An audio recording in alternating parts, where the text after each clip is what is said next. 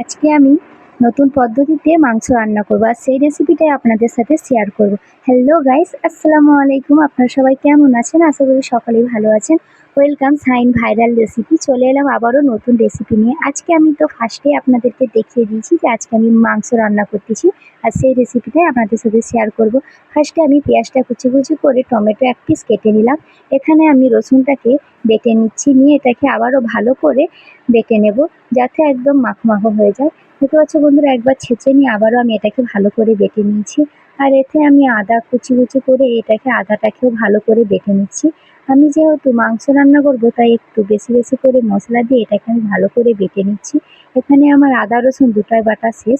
এবার আমি কাঠ, লবঙ্গ, এলাচ এই তিনটা জিনিসই বাটবো।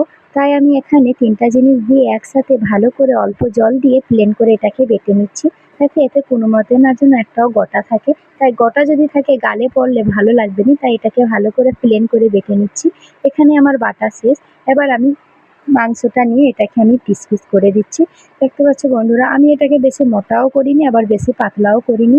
মিডিয়াম সাইজ রেখে এটাকে আমি একটা জামের মধ্যে রেখে হাত দিয়ে ভালো করে ধুয়ে নিচ্ছি, যাতে এতে কোনো মতে ব্লাড না যেন থাকে। তাই এটাকে ভালো করে ধুয়ে নিচ্ছি।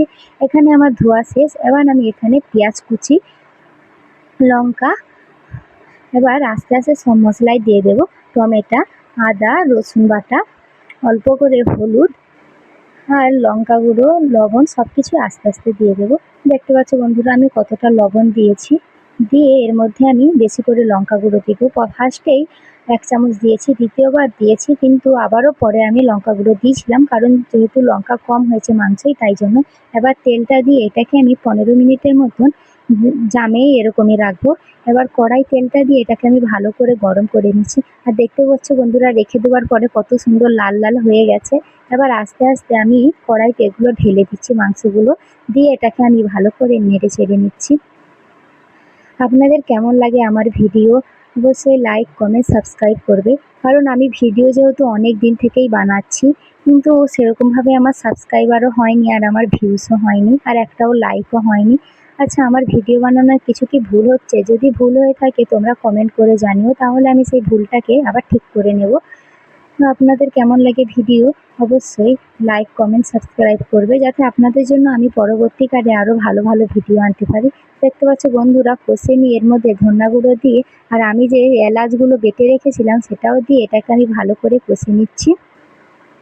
এখানে আমি যেহেতু মাংসটা কষেই করবো, আজকে আমি দেবে মাংসটা রান্না করছি।